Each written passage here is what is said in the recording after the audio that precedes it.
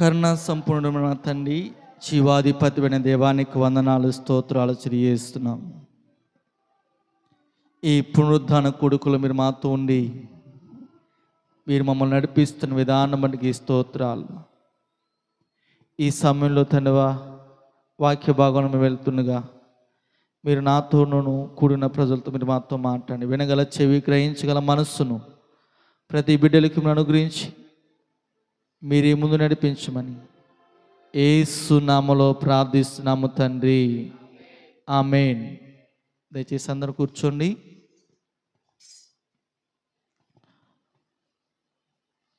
మన ప్రభును రక్షకుడైన యేసుక్రీస్తు నామములో ఈ ఆదివారం ఆరాధనలో పాల్గొన్న దేవుని బిడ్డైన వారందరికీ నా ప్రత్యేకమైన వందనాలు తెలియజేస్తున్నాను. ఈరోజు ఒక ప్రత్యేకమైన రోజుగా మార్చబడుతుంది. ఏంటంటే ఈరోజు మట్టల ఆదివారం అని పిలుస్తూ ఉంటాం.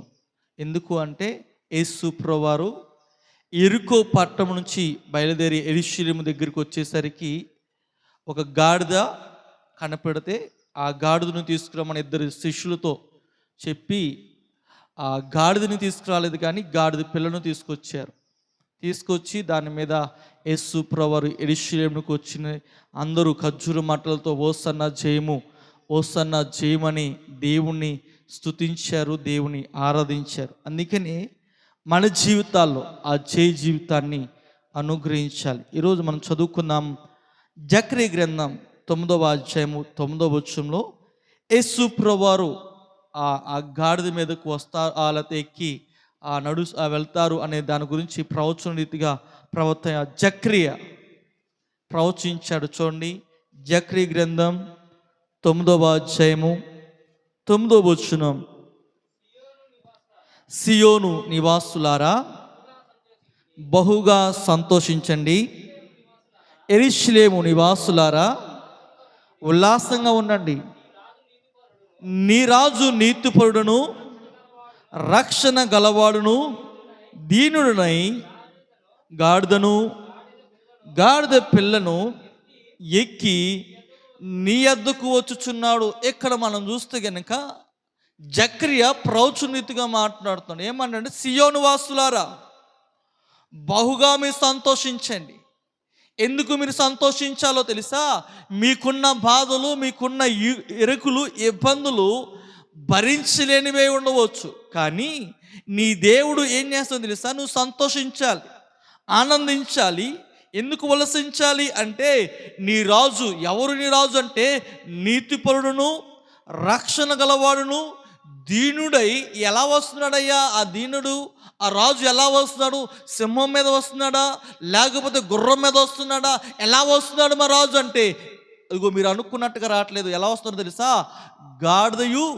గాడిద పిల్ల మీద ఆయన వస్తున్నాడు అని చెప్పడం ప్రారంభించారు. ఒక రాజు వస్తున్నాడండి, ఒక అధికారి వస్తున్నాడండి అని అంటే, మన అధికారి గొప్ప, అదైతే ఫలానా వ్యక్తి గొప్ప అధికారి అండి, ఆయన గొప్ప ఐశ్వర్యవంతుడు అండి, ఇదిగో నీ దగ్గరికి వస్తున్నాడు అని అంటే మనం ఎలా ఊహించుకుంటాం? ఇంత ధనవంతుడా? ప్రపంచంలో అటువంటి ధనవంతుడు లేడండి, అతనే ప్రపంచంలో ధనవంతుడు, అతనే అండి. మన ప్రాంతానికి వస్తున్నాడంటే మనం ఎన్ని ఊహలో ఉంచుకుంటాము. కోట్ వేసుకుంటాడు, షూ వేసుకుంటాడు, ఈ చేతికి 4 ఈ చేతికి 4 ఉంగరాలు పెట్టుకుంటాడు, ఇవన్నీ వేసుకుని వస్తాడు. ఎంత విలువ ఉంటుందో అతడు వచ్చే కారులో, ఎంత మంచి కారు వేసుకొస్తాడో, ఎంతమంది సెక్యూరిటీ ఉంటారో అని అనుకుని ఆయన రాక మునిపే మనకు వచ్చిన ఆలోచన బట్టి ఏమొస్తుంది? ఆలోచన వచ్చేస్తుంది, ఇలా వస్తాడు రాజు, లేకపోతే ఆ వ్యక్తి, ఆ ధనవంతుడు ఇలా ఉంటాడు అనుకుంటాం. అతడు ఏమీ లేకుండా సాదాసీదాగా నార్మల్ బట్టలు, లేకపోతే ఫార్మల్ డ్రెస్ వేసుకుని వచ్చారనుకోండి, మనం అతను పట్టించుకుంటామా? అసలు ఇతను ధనవంతుడేనండి, అసలు ధనవంతుడికి ఉన్న లక్షణాలు ఉన్నాయండి అని అంటూ ఉంటాం. కానీ ఇక్కడ జకర్యా ప్రజలతో చెప్తున్నాడు, మీరు సంతోషించండి, ఉల్లసించండి. అయ్యా మేము ఉల్లసిస్తాం, మంచిదే. ఎవరు వస్తున్నారు ఉల్లసించడానికి? మా బాధల్లో నుంచి విడుదల చేయడానికి ఎవరు వస్తున్నారో తెలుసా? నీతిపరుడైన రాజు వస్తున్నాడు. ఎవరు వస్తున్నారంట? నీతిపరుడైన రాజు. చెప్పగానే వచ్చేసింది వాళ్ళకేంటి? నీతిపరుడైన రాజు మన దగ్గరికి వస్తున్నాడు. అబ్బా మంచిదే. ఇంకెలా ఉంటున్నాడు అతను అంటే, అతడు నీతిపరుడైన రాజుగా ఉన్నాడు, రక్షణ కలవాడు. అంటే మన పాపం నుంచి రక్షిస్తాడు, మన బాధల నుంచి రక్షిస్తాడు, విమోచిస్తాడు. మంచిదే. ఇంకెలా వస్తాడు అంటే దీనుడుగా వస్తున్నాడు. ఇక్కడ పునిష్ట పడిపోయింది వాళ్ళకి. కొంచెం క్వశ్చన్ మార్క్ పడింది. ఏంటి? దీనుడుగా వస్తున్నాడా? రాజు అన్నాడు, రక్షకుడు అన్నాడు, బాగానే ఉంది. వీరికి ఏంటి? రాజు వస్తే మన బాధలు తీరుస్తాడు, రాజు వస్తే మన సమస్యలు తీరుస్తాడు, రాజు వస్తే మా పరిస్థితులు మార్చబడతాయి. ఇప్పుడు రక్షకుడు అన్నాడు అంటే మా పాత రోత బ్రతుకుల నుంచి కూడా విడిపిస్తాడు అని అనుకునేసరికి రెండు మాటలకి ఉల్లసించి గంతులేసి వేసినట్టుగా ఉంది. చివరకు ఆ మాట మూడో మాటకు వచ్చేసరికి ఏమైపోయిందంటే దీనుడు అనే మాట వచ్చేసింది. ఈ దీనుడు అనేదానికి కొంచెం ఉల్లాసం తగ్గింది. ఈ దీనుడు అన్న తర్వాత ఆయన రథం ఎలాంటిది? ఐగుప్తుల రథాల కంటే గొప్పవా? ఐగుప్తుకున్న గుర్రాల కంటే గొప్పవా? ఇంకెలా వస్తాడు? అతని రథం ఎలాంటిదో తెలుసా? మీరు అనుకున్నది కాదు, గాడిద పిల్ల ఎక్కి వస్తున్నాడు దగ్గరికి. ఈ మాట అనేసరికి అంతా నీరు గారిపోయింది. రాజు అన్నాడు, రక్షకుడు అన్నాడు. దీన్ని అయితే సరే పర్వాలేదులే, అందరిలో కలిసిపోతాడు అనుకుంటా అలా ఊహించుకున్నారు. కానీ గాడిద మీద వస్తుంటే గాడిదకు విలువ లేదు, విలువ లేని గాడిద మీద ఎక్కువ వస్తాడు రాజు. అసలు నువ్వేం చెప్తున్నావయ్యా, నువ్వేమి ప్రవచిస్తున్నావు అన్నట్టుగా ఆ ప్రజలు చూస్తున్నట్టుగా గాడిద మీద ఎందుకు వస్తాడు రాజు చెప్పండి? ఒక ధనవంతుడు, కోట్లకు ఉన్నతమైన వ్యక్తి ఎలా వస్తాడు? నా సాదా సీదాగా లేకపోతే ఆల్టో కారు మీద వస్తాడా చెప్పండి? ఆల్టో కారు 6 పట్టే కారులో వస్తాడా? రాడు. ఎలా వస్తాడంటే ఒక పెద్ద ప్రపంచంలో ఎవరికి లేని అటువంటి గొప్ప కారుని వేసుకురావడం ప్రారంభిస్తాడు. ఆ కారును చూసి చెప్పేయచ్చంట, అతడు కారులో నుంచి దిగు మునిపి ధనవంతుడు వచ్చేసారని చెప్పడానికి. కానీ ఇక్కడ చెప్తున్న ఈ రాజు అయితే వీరి ఊహకు ఏంటంటే రథాల మీద వస్తాడు, రాజును జయించడానికి గొప్ప ఉన్నతమైన రాజుగా వస్తాడు అని అనుకున్నారు. కానీ ఇతని రథమేమో ఎవరి ఊహలో లేని రథం. కానీ అంటున్నాడు ఆయన నిన్ను విడిపిస్తాడు. ఎందుకు యేసు ప్రభువారు గాడిద మీదకి ఎక్కి రావాలి చెప్పండి? ఎక్కి ఎందుకు రావాలి? మీ ఆలోచన. యేసు ప్రభువారు గాడిద మీద, బైబిల్ ప్రకారం కాకుండా మన ఆలోచన, ఎందుకు గాడిద మీదకి ఎక్కి రావాలి? చాలా సంవత్సరాలుగా మనం ఈ వాక్యాన్ని వింటూనే ఉంటాం కదా. ఎందుకు యేసు ప్రభువారు గాడిద మీదకి ఎక్కి? అసలు గాడిద స్వభావం ఏంటి?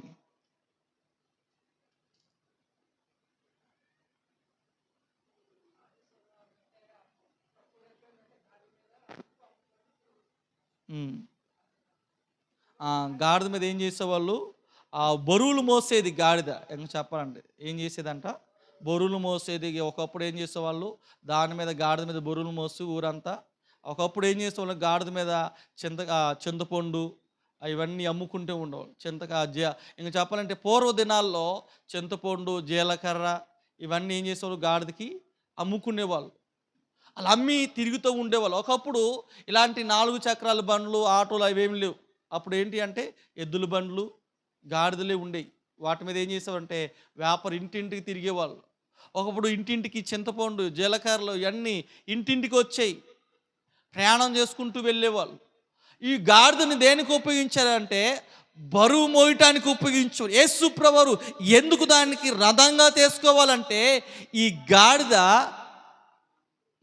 యజమానికి ఏం చేస్తుందంటే యజమానుడు ఎక్కడైతే తను పెంచాడో యజమాని ఎరిగిని దొడ్డి, సొంత వాణి దొడ్డి ఎరిగేదంట. యజమానికి లోబడి ఉండేది గాడిద. నేను ఇక్కడ వదిలిపెట్టేసాం అనుకోండి, ఏం చేసేది గాడిద? మేసినంతసేపు మేసి ఎక్కడికి వెళ్ళిపోద్ది అంటే సాయంత్రం అయ్యేసరికి తన దొడ్డికి వెళ్ళిపోద్ది. నా యజమాని ఎక్కడ ఉన్నాడని. వేరే యజమాని ఇంటికి వెళ్ళిపోయేది కాదు గాడిద, తన యజమాని దగ్గరికి వెళ్ళిపోయేది.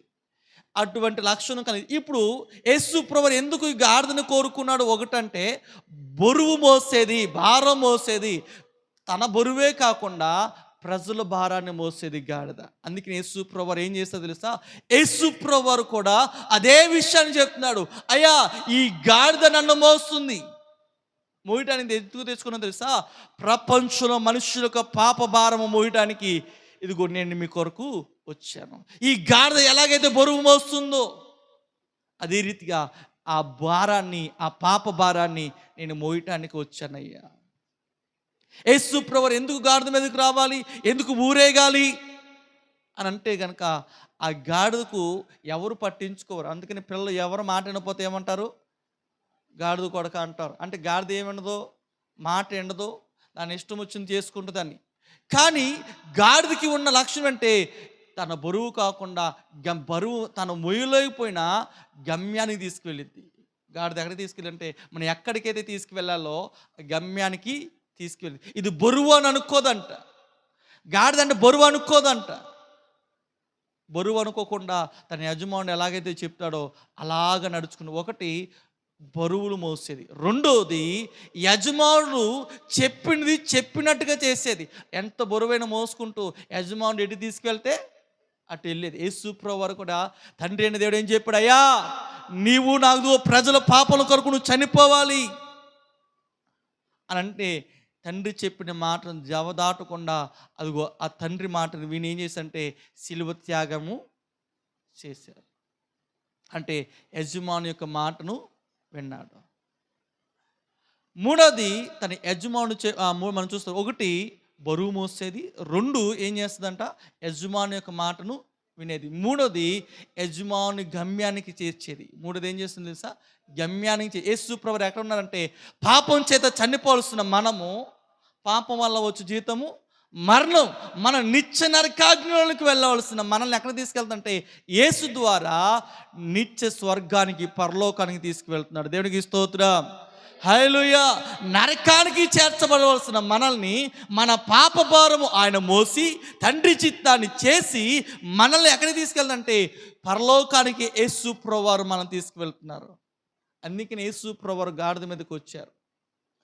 దాని యొక్క స్వభావం అలాంటిది. ఇంక చెప్పాలంటే అన్ని పాలు కన్నా గాడిద పాలు చాలా విలువైనవి. అవి చిన్న టీ గ్లాస్ ఎంత 100 రూపాయలకు 200 కూడా అమ్ముకునే వాళ్ళు లేకపోలేదు. టీ గ్లాస్ ఏ జంతువైనా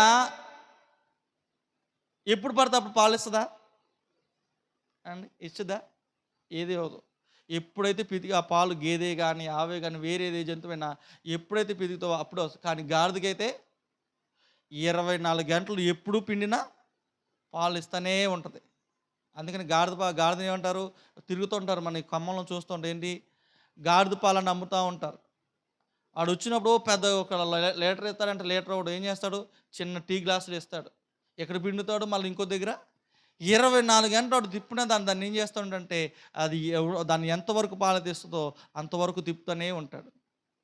అంటే 24 గంటలు ఎప్పుడైనా ఇస్తూనే ఉంటుంది పాలు.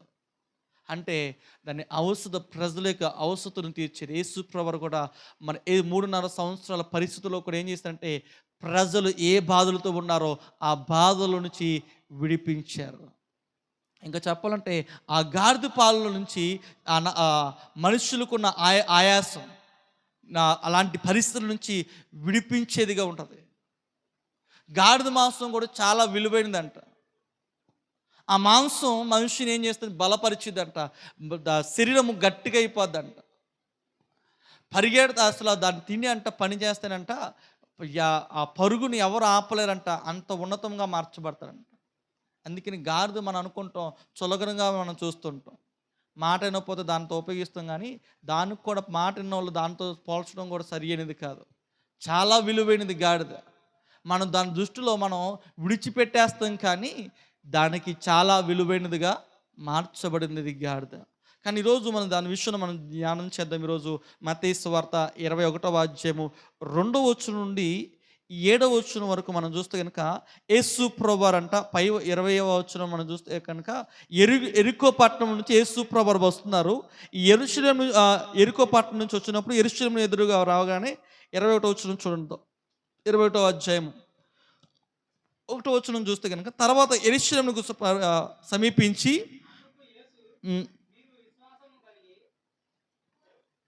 మత్తయి సువార్త 21వ అధ్యాయము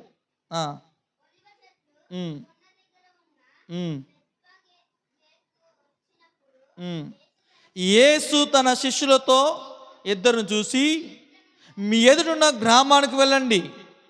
వెళ్ళగానే కట్టబడిన ఒక గాడిదయు దానితోనున్న ఒక గాడిద పిల్లయు మీకు కనబడును. వాటిని విప్పి నా యొద్దకు తోలుకుని రండి. ఎవడెన్నో మీతో ఏమైనా అనినేలా అవి ప్రభువుకు కావలసిన చెప్పబడను. వెంటనే అతడు వాటిలో తోలిపెట్టినని చెప్పి వారిని పంపాను. ప్రవక్త వలన చెప్పబడినది నెరవేరినట్లు ఇది జరిగేను.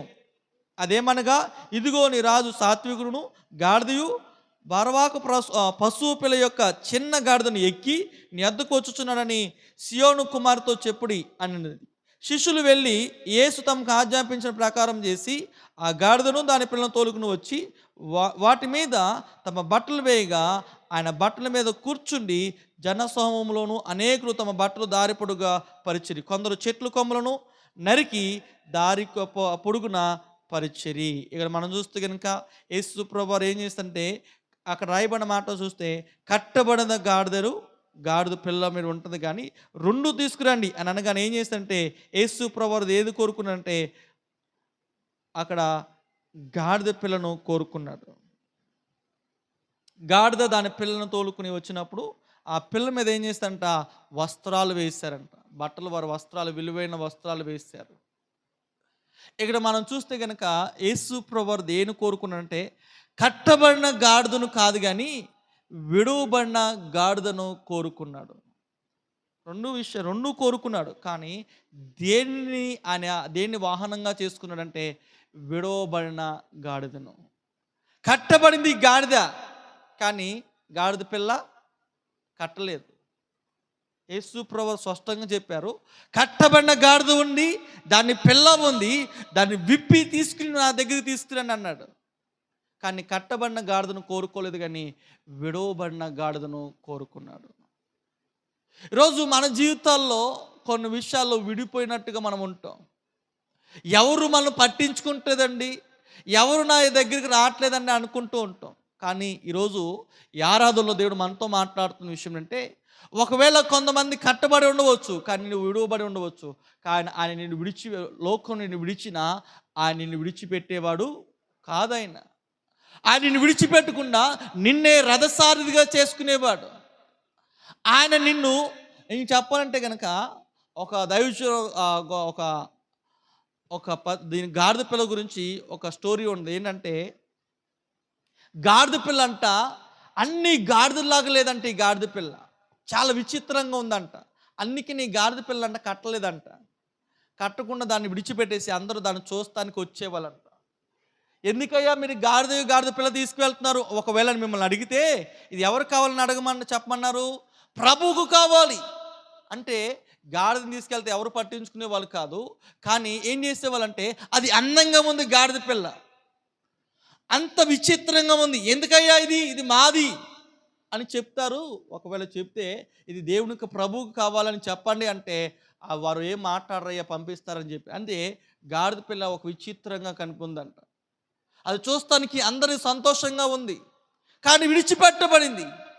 అందంగా ఉంది, అంతా ఉంది, కానీ విడవబడిన గాడిద. అందరూ మెచ్చుకున్నారు, కానీ దాని స్వభావం ఏంటి? గాడిద స్వభావం అని. దాన్ని పుట్టడం అందంగా పుట్టింది, కానీ ఆ ఏ జంతువులో పుట్టిందంటే గాడిద జంతువులో, బరువులు మోసే జంతువులో పుట్టింది, ప్రయాసపడే విషయంలో పుట్టింది. కానీ గాడిద పిల్ల పుట్టిన ఆ జంతువు అది ఎంతో బాధపడుతుంది. నేను అంత అందంగా పుట్టానే, ఇంత అందంగా ఉన్నాను, అందరూ మెచ్చుకుంటారే, ఎవ్వరు నన్ను ఇంతగా పొగుడుతున్నారు, కానీ ఎవ్వరు నన్ను చేరతీయట్లేదేంటి? నా అందాన్ని మెచ్చుకుంటున్నారు, కానీ నేను ఏ పరిస్థితిలో ఉన్నానో దాన్ని చూసి వారు నన్ను చేదరించుకుంటున్నారు అని అనుకుందంట. కానీ ఎవరు నన్ను ఏం చేస్తారు అని అనుకునేసరికి యేసు ప్రభువారు కోరుకున్నారంట. యేసు ప్రభువారి దగ్గరికి వచ్చినప్పుడు గాడిద పిల్ల ఎంతో సంతోషించిందంట.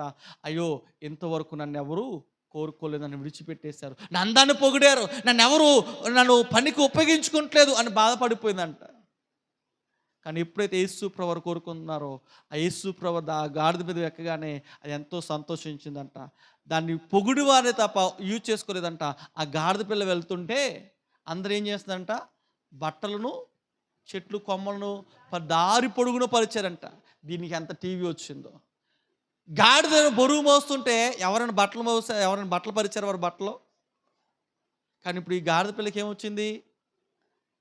ఆటోమేటిక్‌గా ఎవరున్నారు గాడిద మీద అంటే యేసు ప్రభువారు ఉన్నారు గాడిద మీద. అప్పటి వరకు దాని అందాన్ని పొగిడారు కానీ ఎవరు దాన్ని పట్టించుకోలేదు. యేసు ఆ గాడిద మీదకి ఎప్పుడైతే వచ్చారో, ఎప్పుడైతే ఎక్కారో ఆ గాడిదకి విలువ వచ్చేసింది. అందరూ బట్టలు పరుస్తారు. అందరూ అప్పుడు అంటుంది, అన్ని జంతువులు అంటుంది, ఇదిగో చూసారా గుర్రంతో అంటుంది, నీ మీద రాజులు వెళ్తారు. ఎవరైనా ఎప్పుడైనా బట్టలు పరిచారా? నీ మీద రథానికి కావాల్సినవన్నీ పరిచయం ఉండవచ్చు, ఆయుధాలు ధరించి ఉండవచ్చు, కానీ నీవు నోటికి కళ్ళెం పెట్టారు. నా నోటికి కళ్ళెం పెట్టలా. నా మీద కూర్చున్నది ఎవరో తెలుసా? నీతిపరుడైన రాజు కూర్చున్నాడు. ఇదిగో నీకు యుద్ధంలో విజయం ఉండవచ్చు, కానీ నా దేవుడు నా మీద ఉండంటే ప్రజలందరూ బట్టలు పరుస్తున్నారు, వస్త్రాలు పరుస్తున్నారు, నన్ను గనపరుస్తున్నారు. ఏమని గనపరుస్తుంది తెలుసా? ఓసన్నా చేయమని పరుస్తున్నారు. నేను వెళ్తుంటే నా ముందు వస్త్రాలు పరుస్తున్నారయ్యా అని అన్ని జంతువులు చెప్తుందంట గర్వంతో. ఇంతవరకు నన్ను పొగిడారు కానీ నన్ను ఎవరు పట్టించుకోలేదు. మనం అనుకుంటాం కదా, నాకండి ఎంత జ్ఞానం, నన్ను ఎవరు పట్టించుకుంటుందండి, నాకండి ఇంత ఉందండి, నన్ను ఎవరు చూడట్లేదు, అందరూ చులకనగా చూస్తున్నారు అని అంటే కనుక నీకు ఒక రోజు వచ్చింది. ఆ రోజు అందరు నిన్ను పొగడటం ప్రారంభిస్తారు, అందరు నిన్ను మెచ్చుకోవడం ప్రారంభిస్తారు. అందుకనే గాడిదలాగా మనము తగ్గించుకుని మనము నడిస్తే కనుక, ఎక్కడైతే అవమానపరచబడ్డాము, ఎక్కడైతే నిందించబడ్డాము, అక్కడే దేవుడు మనల్ని ఎలా చేస్తుందో తెలుస్తా? రాజుగా దేవుడు మనల్ని నడిపించడం ప్రారంభిస్తాం. అందరంట గాడిద వెళ్తుంటే గాడిద పో అని అంటూ ఉన్నారు. కానీ ఇప్పుడు ఏం చేస్తుంది తెలుసా? అందరు గాడిద ముందు సాష్టాంగ పడుతున్నారంట. గాడిద ముందు వస్త్రాలు పరుస్తున్నారు. జయమంటుంటే దీనికి ఎక్కలేని సంతోషం. ఇది ఎప్పుడు నేను వినలేదే, ఎప్పుడు నేను చూడలేదే, ఎప్పుడో ఆ గాడిద జాతి కూడా దీన్నే రాజుని చేసేసినాయి అంట. దేన్ని? మన జాతిలో ఇలాగ ఎవరు పొగలేదు. ఎలాగా? వస్త్రాలు పరిచి జయము జయము ఓసన్న జయము ఎవరు పొగలేదు. ఇప్పుడు ఏం చేసేసినాయి అంటే ఈ పిల్లగాడిదని ఆ గాడిద వంశానికి రాజుగా చేసింది అంట. కారణం ఏంటో తెలుసా? ఆ గాడిద పిల్లను దేవుడు కోరుకున్నాడు. విడవబడిన గాడిదని అనుకున్నారు, దూరంగా పెట్టేసిన గాడిద అనుకున్నారు. కానీ దేవుడు ఎప్పుడైతే ఆ గాడిద మీద ఎక్కారో దానికి విలువ వచ్చింది. విలువ రావటమే కాదు, తన జాతిలోనే అది ఒక ఉన్నతముగా మార్చబడింది.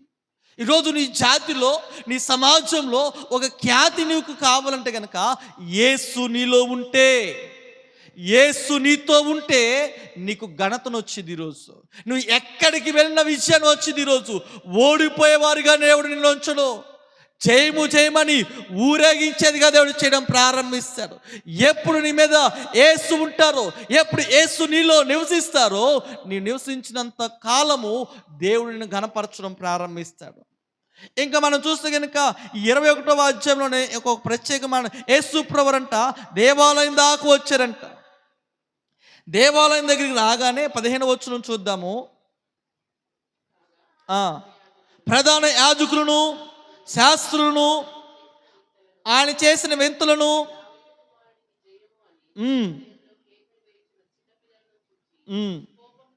ఇక్కడ మనం చూస్తే కనుక ఎవరున్నారంటే అక్కడ శాస్త్రులను, పరిసయ్యులు ఉన్నారు. ఇది జయము జయమని పొగుడుతుంటే వారవలేకపోయారు. ఏం పోయారంటే వీరంతా వారలేకపోయారు. నిజమే, నీకు విలువ లేదు. కానీ విలువ వచ్చిన తర్వాత పరిసయ్యులు, శాస్త్రులు, పాండిత్యం గలవారు ఏమంటారో తెలుసా? ఈ వడ్ల వాడిని కుమారుడు జయమేంటి? ఇతడు తండ్రి వడ్రవాడు, ఇతడు తండ్రి ఇదిగో వడ్రవారి కుటుంబంలో లేని స్థితిలో ఉన్నారు. వీళ్ళు ప్రజలందరూ జయము జయమని, ఓసన్నా జయమని స్తుతించడం ఏంటి? పిల్లలందరూ దేవుని ఆరాధకు దేవుని స్తుతించడం ఏంటి అని వారి మీద ఏం పడ్డారంట? కోపపడ్డారు. నిజమే కదా, మనం ఏ స్థితిలో ఉన్నామో తగ్గించబడిన ఉన్న స్థితిలో నుంచి దేవుడు మనం ఘనపరిచిన తర్వాత ప్రజలందరూ ఏమనుకుంటారో తెలుసా? నీ స్థాయి ఏంటి, నీ పరిస్థితి ఏంటి, నీవేంటి మాకన్నా రాజు అవటం ఏంటి, నువ్వు మాకంటే గండం ఏంటి, మేము శాస్త్రంలో పాండిత్యులము, శాస్త్రంలో ధర్మశాస్త్రాన్ని నమిలి మింగేస్తాం, నీకేంటయ్యా ఘనత రావటం అని కోపంతో మండిపోయిన వ్యక్తులుగా మన నిజమే కదా. ఈ లోకంలో కూడా అలాగే ఉంటారు జనాలు. ఎలా ఉంటారు? మన కింద స్థాయిలో ఏ స్థాయిలో లేకుండా ఉన్నప్పుడు ఆ చులకనగా చూస్తారు. వారి కంటే ఉన్నతమైన స్థాయి వచ్చినప్పుడు ఏం చేస్తారో తెలుసా? ఈర్ష్యపడటం ప్రారంభిస్తారు. అసూయ వచ్చింది, కోపం వచ్చింది.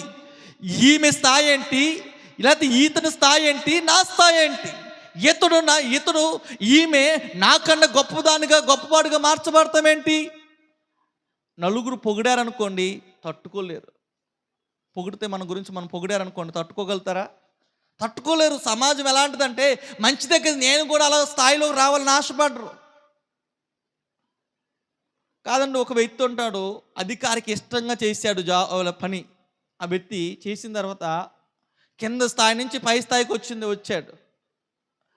ఇప్పుడు ఆ పై స్థాయికి వచ్చిన తర్వాత ఇప్పుడు ఈమె కన్నా బాగా చదువుకున్న, ఇతని కన్నా బాగా చదువుకున్న వాళ్ళు ఏదో చిన్న ఉద్యోగం ఆమె కన్నా చిన్నది చేశారనుకోండి, వారి ఆలోచన ఎలా ఉంటాయి? ఆ వ్యక్తి గురించే విష ప్రచారాలు చేయడం ప్రారంభిస్తారు. ఆ వ్యక్తి గురించే అన్నీ ప్రకటించడం ప్రారంభిస్తారు. మనిషి స్వభావం ఈర్ష్య, అసూయ. ప్రతి క్రైస్తవులో ఉండవలసిన ఏంటో తెలుసా? ఈర్ష్య స్వభావం ఉండకూడదు. పరిసయ్యులు సద్దుకాయుల్లో ఆ శాస్త్రుల్లో ఉన్నదేంటో తెలుసా? యేసు ప్రభువు గాడిద మీద వస్తుంటే ఈ గాడిద పనికిమాలిన గాడిద, ఈయన దీని మీద వస్తుంటే వీళ్ళు ఓసన్నా జయము అంటామేంటి? ఎందుకు పనికి చేయని గాడిదను ఘనపరచడం ఏంటి, వస్త్రాలు పరచడం ఏంటి అంటూ ప్రారంభిస్తున్నారు ఆ పరిసయ్యులు సద్దుకాయులు శాస్త్రులు. మన ముందు కూడా ఉంటారు ఇలాంటి వారు. మేమండి పిహెచ్డి చేసామండి, పిహెచ్డి 4 చేసామండి, మాకు రాని జాబు నీకు వచ్చిందా? నాకు తెలిసిన ఒక సహోదరుడు ఉన్నాడు, అతను బీఈడి చేశాడు, ఇంకా అన్నీ చేశాడు. చేసిన తర్వాత ఇతనికి ఎగ్జామ్ రాశాడు, కానీ ఇతనికి రాలేదు. ఇతనికంటే తక్కువ స్థాయి చదువుకున్న వాళ్ళకి ఏం చేసిందంటే ఉద్యోగం వచ్చింది. ఇప్పుడు ఇతనిలో ఉన్న ఈర్ష్య ఏంటో తెలుసా? నేను ఇంతగా చదివి నాకు ఉద్యోగం రాలేదు, కానీ నాకన్నా తక్కువ చదువుకున్న వాళ్ళకి ఉద్యోగం రావటం ఏంటి అని తిట్టడం ప్రారంభించాడు. నేను ఇంత చదువుకున్నాను అండి. ఎవరికి జ్ఞానము కొలది వారికి ఉద్యోగం వచ్చింది, ఎవరికి ఉన్న టాలెంట్ని బట్టి. టాలెంట్ ఎవరి సొత్తు కాదు, నీ టాలెంట్ నీ దగ్గర ఉంటుంది. మన టాలెంట్ మనం యూజ్ చేసుకోవాలి. మనకున్న దేవుడు మనకి ఇస్తాడు, కానీ పక్కనోడు ఎదుగుతుంటే పక్కనోడుకున్న టాలెంట్ని చూసి మనం వారలేవు. మన ఎలాంటి జాతులకు సంబంధించిన వాళ్ళు తెలుసా? ఈ సద్దుకాయుల శాస్త్రులకు సంబంధించిన వారే. అక్కడ ఉన్న ప్రధాన యాజకుడు కూడా ఉన్నాడంట. మనం చూడాలంటే ప్రజల కొరకు సంవత్సరానికి ఒకసారి అక్కడికి వెళ్ళి అతి పరిశుద్ధమైన స్థలానికి వెళ్ళి ప్రాయశ్చిత్తం చేసే ఈ ప్రధాన యాజకుడు కూడా అక్కడే ఉన్నాడు. ఈర్ష్య అనే స్వభావంలో, అసూయ అనే స్వభావంలో ఉండిపోయాడు. కాబట్టి మనం ఎలా ఉండాలి తెలుసా? ఎవరు హెచ్చించబడినా ఒకటి ఆలోచించాలి, అయ్యా నేను కూడా అదే స్థానంలోకి రావాలి అని. ఎప్పుడైతే మనం అడుగుతామో దేవుడు మనల్ని ఘనపరచడం ప్రారంభిస్తాడు, ఉన్నతముగా చేయడం ప్రారంభిస్తాడు. అందుకని అన్నాడు, వారందరూ అయ్యా ఏంటి అల్లరి ఏంటి, ఈ కేకలు ఏంటి అని యేసు ప్రభువుతో చెప్తే అప్పుడు అంటున్నారు, యేసు ప్రభువు 16వ వచనం చూస్తే, మీరు చెప్పుచున్నది వినుచున్నావా, మీరు చెప్పుచున్నది వినుచున్నావా అని ఆయన అడిగిరి. అందుకు యేసు, వినుచున్నాను, బాలుల యొక్కయు చంటి పిల్లల యొక్కయు నోట స్తోత్రము సిద్ధింపచేసితివి అను మాట మీరు ఎన్నడూ చదవలేదా అని వారితో చెప్పి వారిని విడిచి పట్టణముకు బయలుదేరి బేతనియాకు వెళ్ళి అక్కడ బస చేసెను. ఇక్కడ మనం చూస్తే కనుక ఏం చేస్తాడంట, ఆయా పిల్లల నోట్లో స్తుతులు ఉంటాయని దేవుడు చెప్పాడు కదా, లేఖనం సెలవిస్తుంది కదా. ఆ లేఖనాలు నీవు వినలేదా అని ప్రధాన యాజకుడికి శాస్త్రులకు చెప్పడం ప్రారంభించాడు. ఈరోజు మన జీవితాల్లో కూడా అనేకమైన పరిస్థితులు మన చుట్టూ అలుముకుంటూ ఉంటాయి. మన చుట్టూ అలుముకున్నప్పుడు మనం ఎలా ఉండాలంటే బలమైన వ్యక్తులుగానో మనం మార్చబడాలి, శక్తివంతులుగా మనం మార్చబడాలి. ఈ లోకము మనల్ని బలహీనతకు తీసుకెళ్ళేది, ఈ లోకం మనల్ని చిన్న చూపు చూస్తూ ఉంటుంది. కానీ దేవుడు మనల్ని ఏం చేస్తాడు తెలుసా? ఉన్నతమైన వ్యక్తిగా చేయడం ప్రారంభిస్తాడు. సర్వోన్నతుని స్థలంలో ఉన్న దేవునికి మహిమ దిగి రావడం ప్రారంభించింది. మనం అనుకుంటాం ఈరోజు బలహీనమైన మనల్ని ఘనపరిచేది ఆయన. ఈరోజు బలహీనంగా ఉన్నానండి, నా బలహీనతలో సహాయం చేసేది నీవయ్యా. ఈ మట్టల ఆదివారంలో ఈరోజు అయితే ఈ ఆదివారం దినాన దేవుడు మనతో మాట్లాడుతాం. ఈ దేనికి ఈ పని చేయని మనల్ని దేనికి ఉపయోగపడలేదు అని అనుకున్న నిన్ను దేవుని సన్నిధిని నిన్ను ఉపయోగించుకోవడం ప్రారంభిస్తాడు. ఒకటి చెప్పాను కదా, గాడిదకి ఉన్న లక్షణం ఒకటి బరువులు మోసేది, 2 యజమాని యొక్క మాట వినేది, 3 యజమాని తన సొంత దొడ్డేదో గ్రహించేది, 4 మనం చూస్తే కనుక అందరికి ఉన్న అవసరాలను తీర్చేది. 4 విషయాలు గాడిదలో. ఈ గాడిదలకు పట్టించుకుప్పుడు, ఈ గాడిదను పట్టించుకోకపోతే కనుక దేవుడు కనుక ఆ గాడిద మీద ఉంటే కనుక ఏమొచ్చిందో తెలుసా? విలువ ప్రజల్లోకి వచ్చింది. యేసు నీ ఇంటిలో నీ ఒంటిలో ఉంటే నీకు విలువ వచ్చింది. యేసు అండి పటాన్లో ఉన్నాడండి, యేసు ప్రభువారు దానిలో ఉన్నాడండి. దానిలో ఉన్నాడంటే వల్ల ఉపయోగం లేదు. ఎక్కడ ఉండాలి యేసు ప్రభువారు? నీ హృదయంలో నీలో ఉండాలి. నీలో ఉంటే ఇగో నీలో యేసు ప్రభువారు నీలో ఉంటే కనుక నీ మీద రాజుగా ఊరేగితే కనుక నీకు విలువ వచ్చింది. గాడిద అనుకుందంట, ఏమనుకుంది? యేసు ప్రభువారు ఉన్నారులే అనుకుందంట. దాని మాట ఆలోచించి, గాడిదా నువ్వు అక్కడ కాదు నా దగ్గరికి రా, నేను నీ మీద ఉంటానని యేసు ప్రభువారు దాని మీదకి రాగానే విలువ వచ్చిందంట. పంది అనుకుంటుందంట, ఒక మాట చెప్పి నేను ముగిస్తాను. పంది అనుకుంటుందంట ఎప్పుడు తలపైకి ఎత్తదంట. ఏమో తలపైకి ఎక్కతాను, కింద కిందే తిరుగుతూ ఉంటుందంట. ఇదే లోకం, అమ్మో ఇదే భూమి అనుకుంటా, బురదగా ఉంటుంది, ఇదే లోకం ఇదే అనుకుంటూ ఉంటుందంట. ఆకాశం ఇంతే ఉంటుంది అనుకుంటుందంట పంది, కిందే చూసుకుని. కానీ ఒకరోజు ఆ పంది పట్టేవాడు వచ్చి ఏం చేస్తాడంటే దాన్ని పట్టుకుని 4 కాళ్ళు కట్టేసి కర్ర మధ్యలో పెట్టి దాన్ని మోస్తుంటే పైకి చూసేసరికి వాబో ఇంత పెద్ద ఆకాశం అంటదంట. ఎప్పుడు? చచ్చిపోయే ముందు ఏమనుకుంటుందంట? ముందు దాని చావు ముందేమో ఇదే అనుకుంటుందంట. కానీ చచ్చిపోయే ముందు 4 కాళ్ళు కట్టేసి తలపైకి ఎత్తేసరికి ఎంత పెద్ద, అయ్యో నేను చూడలేకపోయినా రొమ్ము కొట్టుకుంటా ఉంటుందంట. దాని ఎప్పుడు వచ్చిందంటే మరణం చచ్చిపోయే ముందు దాన్ని తిరిగిద్దంట. విలువ లేదు. మన జీవితంలో మనం ఎలా ఆలోచించాలంటే, దేవుణ్ణి గనక మనం పట్టించుకున్నప్పుడు, దేవుడు మనతో మాట్లాడుతున్నప్పుడు, దేవుణ్ణి గనక మనం ఊరేగింపజేస్తే దేవుడు ఖచ్చితంగా నీకు విలువ ఇస్తాడు. దేవుని కనుక మనం విలువకపోతే, ఒకరోజు 2 పిల్లల్ని అంట ఒక పెద్ద ఆయన తీసుకువెళ్తున్నాడంట. ఒకటి కూతురు కొడుకుని కొడుకుని తీసుకెళ్తున్నాడంట. తీసుకెళ్తుంటే కూతురు మీద ఎక్కువ ప్రేమతో కూతురు యొక్క కొడుకుని భుజం మీద వేసుకున్నాడంట. వేసుకెళ్తుంటే వీళ్ళకు గొర్రెలు గేదెలు ఎక్కువ ఉన్నాయంట. ఉంటే ఆ తాతతో చెప్పాడు, తాత మీ గొర్రెలు వెళ్ళిపోతున్నాయి, గేదెలు వెళ్ళిపోతున్నాయి అని చెప్పాడంట. ఇప్పుడు కొడుకు అన్నాడంట. ఈడేమన్నాడంటే, తాత మన గొర్రెలు. కొడుకు ఏమన్నాడు? మీ గొర్రెలు పారిపోతున్నాయి, అటు పారిపోతుంది అంటే, కొడుకు ఏమన్నాడంటే, మన గొర్రెలు పశువులు పోతున్నాయి అనగానే టక్కున భుజం మీద ఉన్నవాడు ఏం చేశాడు? కింద నుంచి ఈయన్ని భుజం మీద వేసుకున్నాడు అంట. ఎందుకన్నది ఇక్కడ ఒకటే ఒక మాట, 2 మంచి మాట చెప్పింది, కానీ అందులో ఒక మాట ఏది? మీ గొర్రెలు మా గొర్రెలు. ఒకటే మాట అక్కడ, మీ మా అని ఎప్పుడైతే మా అనేది వచ్చిందో అప్పుడు మనకు విలువ. అయ్యా మనమందరం ఒకటే అని ఎప్పుడైతే మనం కొనసాగించబడతామో అప్పుడు మనకి విలువ. అంటే యేసు ప్రభువారు కూడా చెప్తున్న మాట తెలుసా? మనమందరము ఒకటే అని ఎప్పుడైతే వచ్చిందో అప్పుడు ఆ గాడిదకు విలువ వచ్చింది. విలువ అందరూ వాళ్ళు విలువ ఇస్తున్నారని అక్కడ అనుకుంటే కనుక నేను అంటాను, నిన్ను పక్కన పెడతాడు. దేవుని భుజం మీద నిన్ను ఎక్కించుకోవడం ప్రారంభిస్తాడు. మనుషుల విలువ కాదు, దేవునికి విలువను మనం చూడాలి. ఈరోజు ఆ దేవుడే మన విలువ ఇస్తాడు. ఎక్కడ మనం వెలుగు రాకపోవచ్చు, కానీ మనకు ఒక స్థాయి ఉంది, మనకు ఒక స్థితి ఉంది, మనకంటూ ఒక ఐడెంటిటీ ఉంది, మనకంటూ ఒక గుర్తింపు ఉంది. అది మనల్ని నిలబెట్టేదిగా ఉంటుంది. ఈ లోకంలో ప్రజలు ఏం చేస్తారంటే, మీకండి ఇదే కదండి అంటూ ఉంటారు. కానీ మన స్థాయి, మన యొక్క పరిస్థితి వచ్చినప్పుడు చూసినప్పుడు ఆశ్చర్యపోయేదిగా దేవుడు నిలబెడతాం ప్రారంభిస్తాం. అప్పుడు వరకు ప్రజలకు ఎలా కనిపిస్తామంటే చిన్నలాగానో లేకపోతే మినుగు పురుగులు లాంటిగా కనిపిస్తుంటాం. కానీ మన స్థాయి వచ్చేసరికి గణం పరచడం ప్రారంభిస్తాం. అయ్యో వీళ్ళు ఎంతగా ఉందండి, మీరు చూడలేదండి, నా కళ్ళు నా చెవులారని విన్నాను.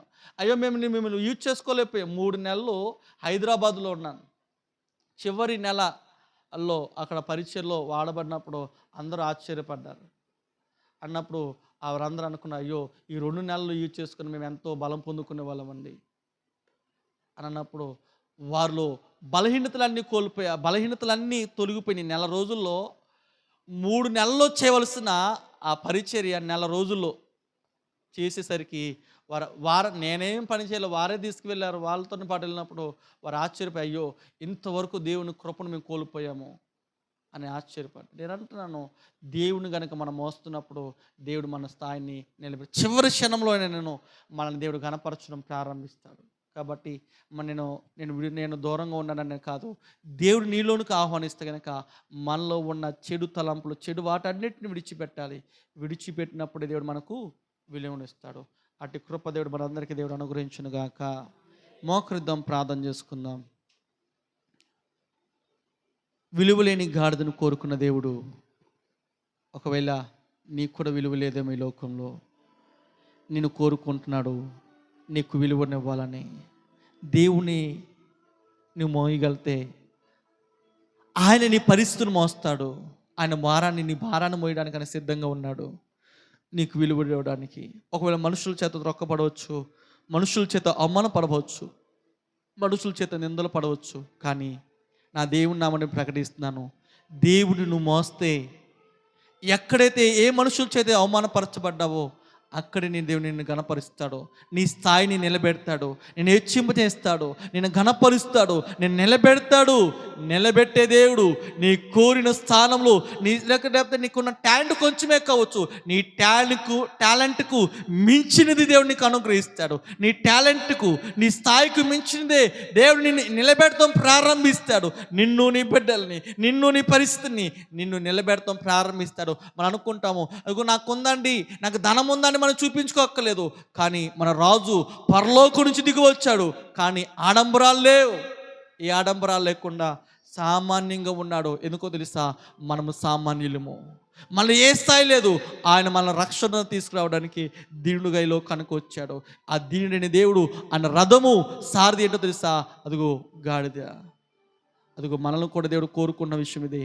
ఒకవేళ ఎంతో ప్రయాసపడ్డామేమో, కష్టపడ్డామేమో, అదిగో కష్టానికి ప్రతిఫలం రావట్లేదని గాడిదలాగా గొడ్డు చాకురు చేసేవేమో, అగో ఆ పరిస్థితికి దేవుడు నీకు విలువనిస్తున్నాడు. ఈరోజు నీ ఉద్యోగం కావచ్చు, నీ వ్యాపారం కావచ్చు, నీ పనిలో కావచ్చు, ఒకవేళ ప్రయాసపడ్డావేమో, నా ప్రయాసని ఎవడు చూడట్లేదండి అని అనుకున్నావేమో, ఆ దేవుడు నామని ప్రకటిస్తున్నాను, అధికారులే దేవుడిని నిలబెట్టడం ప్రారంభిస్తాడు.